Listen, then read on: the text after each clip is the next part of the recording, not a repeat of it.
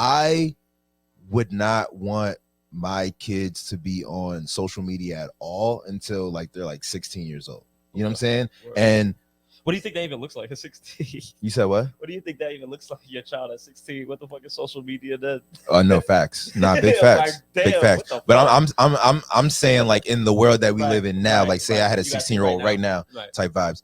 And you know, somebody was arguing, oh well, like, you know what I'm saying, you're gonna be holding them back socially and all this type of stuff. And I was like, nah, I feel like you can get social skills and you can get all the things that you need just through like human interaction. I feel like people use like these iPads and these iPhones and these devices and these social media places to like deflect the responsibility of raising your kids, right? Yeah. And so I was making this argument that I feel like social, like I was saying devices, but what I mean by devices is like the internet and access to all the information that the internet has for you.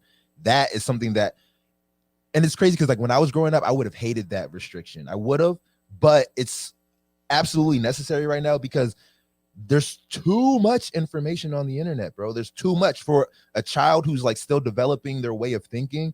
It's too much information out there that can shape their way of thinking. You know what I'm saying? 100%. And it's like it can shape it for good and for bad. You know what I'm saying? So for me, I feel like until the brain develops to a certain level of maturity, you can't just introduce it to all the information that's available, dog. You got to kind of curate what kind of information goes in, bro. Like I even speak to like my sister, right?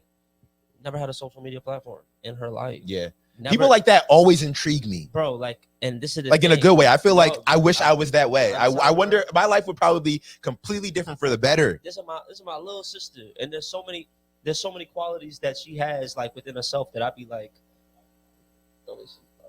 no, that's me. Okay, but there'd be so many things.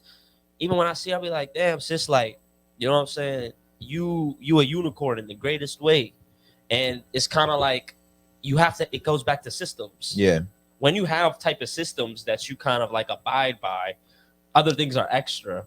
And sometimes people don't feed the curiosity that you might have. Like, oh, people are on social media, let me go. Like, you know, sometimes people are just like, I'm doing this. I'm doing this. Like what I'm doing in real life is interesting enough. What you say is on there. I don't need that. I don't care to like hear people's opinions or perspectives on things or like talk or like get informed in that way. Like I have these tasks that have to get accomplished, and if I accomplish that, I can meet my goals and do those type of things. And it's kind of like to me, like based on reality in like the realest way. Like, bro, goal set. You don't need these type of all these other perspectives and like what you say, this unnecessary information and all that type of thing. It's like a lot of times it's clutter, and we never necessarily. You know, it's crazy. The clutter in our brain. A lot of times, also, not just that it's clutter. It's that it's not just black and white information. It's information with a filter or with like through somebody's biases. You know what I'm saying? Early.